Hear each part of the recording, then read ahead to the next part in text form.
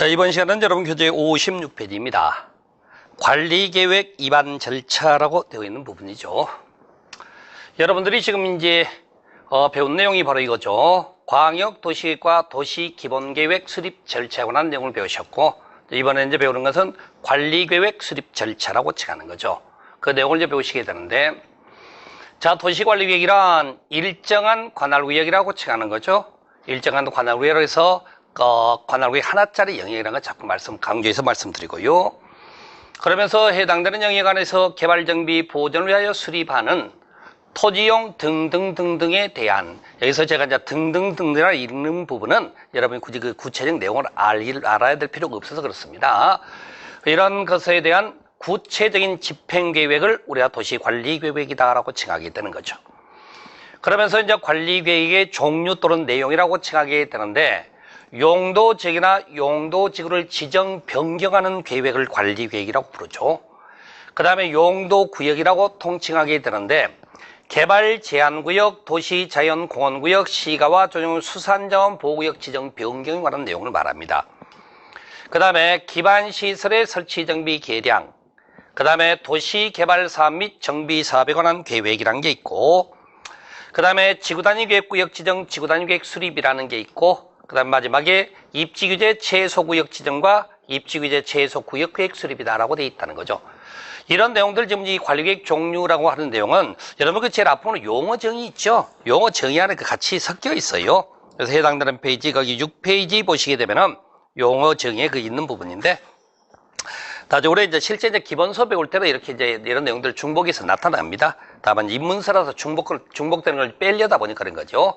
바로 이런 것들을 이제 관리계획의 종류라고 그래서 강의 편의상에 여러분 이렇게 좀 기억을 해 보시랍니까? 용용, 기도, 지입 이렇게 해서 이 6가지를 우리가 이제 구체적으로 앞으로 배워 나갈 겁니다.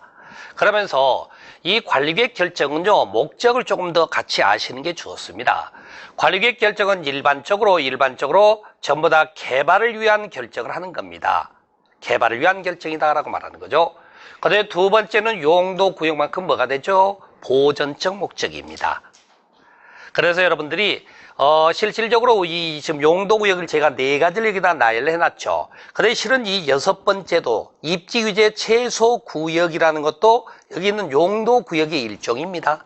그런데 왜 그러면 여기에 포함이 안 돼 있고 떨어져 있느냐? 그 이유가 여기 있네요.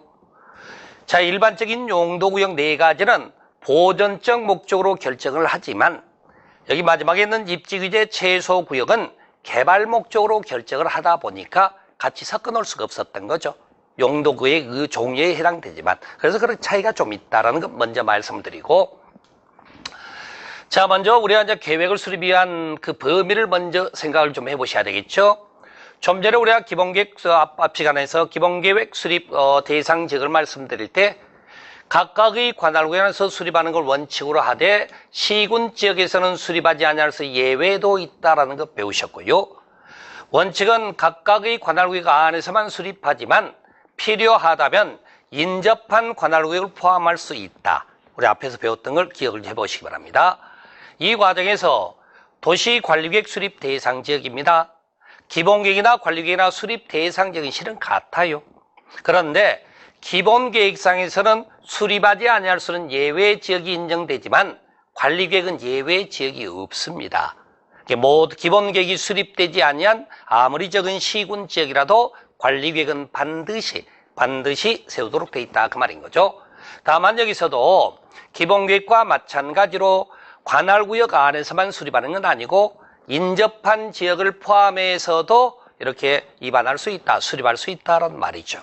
바로 이게 일단은 이제 계획 수립하는 범위상에서 그 내용을 나오게 되는 거죠.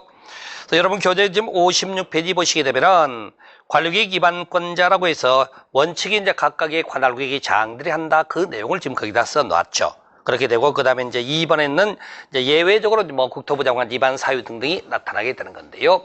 일단 범위를 가지고 먼저 여러분이 정리를 하셔야 되고요. 자, 먼저 이제 우리가 이제 입안권자라고 얘기를 하는데 계획을 누가 수립할 거냐라는 거죠. 이것도 암기한다는 생각보다 형식의 논리를 좀 이해를 해보시기 바랍니다. 각각의 관할구역 안에서 수립하는 계획입니다. 그럼 누가 세우는 게 맞겠죠? 각각의 관할국의 장들이 계획을 위반한다라고 표현하는 겁니다. 이 과정에서 예외가 허용이 되는 거죠. 그 예외 허용되는 규정이 여러분 교재 지금 56페이지 하단에 있는 내용이죠. 보시게 되면 국토부 장관도 예외적으로 위반할 수 있고 그 다음에 도지사도 예외적으로 위반할 수 있다라고 칭하게 되는 거죠. 그럼 보시겠습니다. 우리 이제 국토부 장관이 관리계획을 위반할 수 있는 사유는 일단 국가계획과 관련됐을 때는 국토부 장관도 위반할 수 있다는 거죠.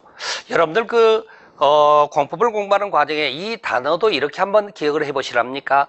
우리 공법 전체적으로 국가라는 단어가 표현이 돼서 나오면은요, 항상 최종 모든 권한이 국토부 장관 겁니다.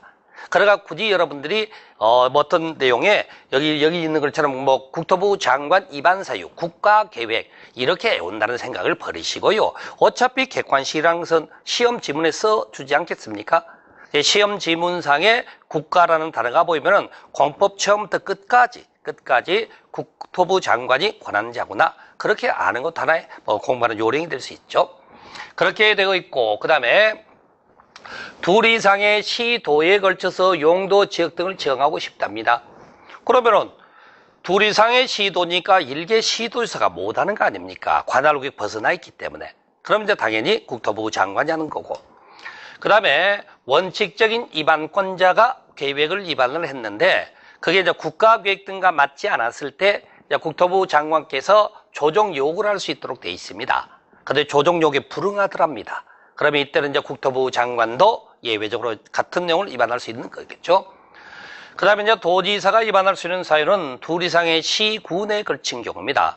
여기는 둘 이상의 시도에 걸치고 이건 둘 이상의 시군에 걸치는 거죠. 바로 이렇게 되면 이제 도지사도 위반할 수 있는 사유가 되고 그 다음에 도지사가 직접 수립하는 사업 계획일 때는 도지사가 직접 위반할 수 있다라고 하는 거죠. 이런 식으로 해서 이제 위반권이 누구한테 주어져 있느냐 원칙과 예외에 관한 내용을 여러분이 보시게 됐던 거죠. 그래서 이제 56페이지, 57페이지 상단에 있는 걸 먼저 말씀드렸고요. 자, 교재 순서 잠시 바꿔서 59페이지를 가시게 되면요.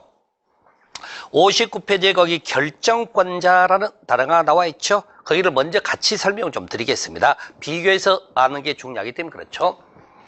자, 보시게 되면 이번에 이제 결정권자입니다. 자, 원칙은 누구냐? 시도지사, 대도시 시장급이 결정권자가 됩니다. 원칙적으로. 그러면 여기서 이제 알아야 될 거 보세요. 특별시장, 광역시장 이렇게 하는 거죠. 특자시, 특자도는 유령 취급하라고 말씀드렸어요. 이제 이 과정에서 그러면 이제 대도시장 지대를 하는 거고, 그럼 결론적으로 시장 군수가 위반했을 때만 도지사한테 결정을 받는다 이렇게 되는 과정입니다. 상급청으로서 도지사가 결정권자가 되는 거죠. 나머지 분들은 본인들이 위반 겸 결정을 같이 하게 돼 있습니다. 그렇게 이제 구성된 상태에서 예외적으로 이제 권한 행사자가 또 있게 되는데 여기 보니까 이제 시장 군수라는 단어가 나와 있네요. 그러면 여기 보겠습니다. 제가 좀 전에 일반적인 관리계획 결정은 시장 군수가 위반을 하게 되면 도지사가 결정을 하는 겁니다. 그런데 웬걸 여기 시장 군수도 결정을 행사하는 게 있답니다. 그래서 내용을 보니까 이렇게 돼 있네요. 시장 군수가 우리가 이제 관리계획 결정사항의 5번째가 지구 단위 계획구역이라는 게 있습니다. 아주 좁은 영역으로 지정하는 거죠. 그럼 이 지구 단위 계획구역 지정이라든지 지구 단위 계획 수립을 직접 위반할 때는 이때 한해서만큼은 시장 군수도 직접 권한을 행사하게 되는 겁니다. 그럼 이제 이 사유일 때는 이제 도지사가 결정권 행사할 필요가 없겠죠. 그러다 보니까 이제 시장 군수도 결정권자로 나서는 부분이 있었고, 그 다음에 마찬가지로 이제 국토부 장관도 예외적으로 결정권을 행사하게 되는데, 뭐 표현이 그렇습니다만 이제 본인이 위반하면은 본인이 결정한다. 아랫사람에게 도장받을 수는 없는 것이기 때문이죠. 두 번째는 용도구역이라고 합니다. 우리 이제 보전 목적이라고 칭하게 되는데 용도구역에서 두 번째 개발 제한구역 등등 있었던 거죠. 그래서 이제 보전 목적으로 칭했던 것도 있죠. 이건 제가 이렇게 한번 말씀드려 볼까요? 여러분 이제 기억의 편의를 위해서 말씀드리는 건데 우리가 지금 관리계획 결정권자 원칙이 시도지사, 대도시 시장급이 기본적으로 관리계획 결정권을 가지고 있는 사람들인데 우리가 흔히 말하는 이제 지자체장들 있죠. 지자체장들은요, 제가 표현을 그렇게 한번 내볼까요? 어떻게 해요? 개발 욕구에 불타는 분들이라고 제가 표현해 볼게요.